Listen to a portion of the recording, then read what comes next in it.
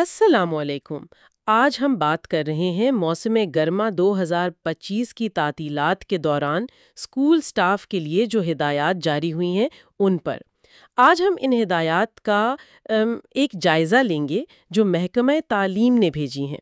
مقصد یہ سمجھنا ہے کہ چھٹیوں میں اسکولوں اور عملے کی کیا ذمہ داریاں ہوں گی۔ جی بالکل، اور یہ صرف چھٹیوں کا اعلان نہیں ہے، یہ آپ سمجھیں ایک تفصیلی لائحہ عمل ہے تاکہ چھٹیوں کے دوران بھی اسکول کی جو ضروری امور ہیں وہ چلتے رہیں اور اگلے تعلیمی سال کی تیاری بھی ہو۔ صحیح، یعنی چھٹیاں بھی ایک طرح سے ورکنگ ہی ہیں کچھ حد تک۔ بالکل، ایک فعال انتظامی دورانیہ سمجھ لیں۔ اچھا، تو آئیے ذرا تفصیل میں چلتے ہیں۔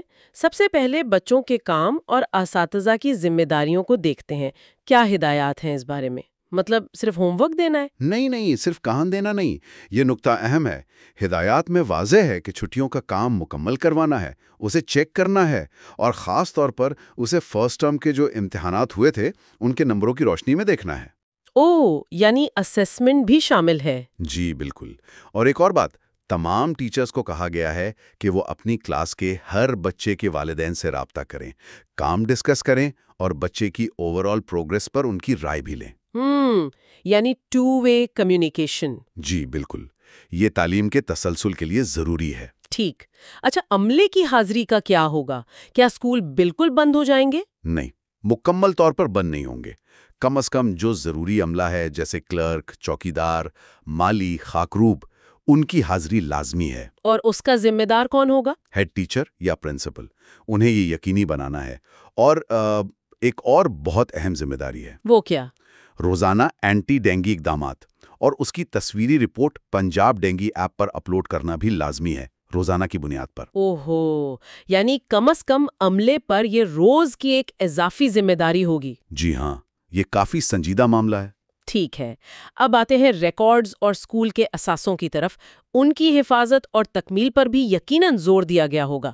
یقیناً، یہ تو انتظامی تیاری کا ایک کلیدی حصہ ہے۔ تمام ریکارڈز، مطلب سٹاک رجسٹر، حاضری رجسٹر، بچوں کے ریزلٹس، اکاؤنٹس، سب کچھ، ان سب کو اپ ٹو ڈیٹ رکھنا ہے، بالکل تیار، تاکہ کسی بھی وقت آڈٹ ہو سکے۔ اور فرنیچر وغیرہ کا کیا؟ جی، ہیڈ ٹیچر اور اسکول کاؤنسل وہ مل کر فرنیچر اور دوسرے سامان کی فزیکل ویریفیکیشن کریں گے۔ جو ناکارہ چیزیں ہیں ان کی نشاندہی، ان کو ضائع کرنے کا پروسیس، وہ سب۔ اور سرکاری املاک، خاص طور پر جو قیمتی سامان ہے، کمپیوٹر لیبز، سائنس کا سامان، لائبریری کی کتابیں، ان کی حفاظت یقینی بنانی ہے۔ اچھا۔ اور ساتھ میں ظاہر ہے عمارت کی دیکھ بھال، بجلی کی وائرنگ چیک کرنا، پانی کی ٹنکیاں صاف کروانا، یہ سب بھی شامل ہے۔ ٹھیک، یہ تو ہو گئے انتظامی اور حفاظتی پہلو۔ کچھ ہدایات ذاتی نوعیت کی بھی ہیں، جیسے بیرون ملک سفر کی پابندی۔ جی ہاں، وہ بھی ہیں۔ بغیر مجاز اتھارٹی کی منظوری کے کوئی بھی ٹیچنگ یا نان ٹیچنگ سٹاف چھٹی لے کر بیرون ملک نہیں جا سکتا۔ اور ایک اور چیز تھی، SIS پروفائل اپڈیٹ کرنا۔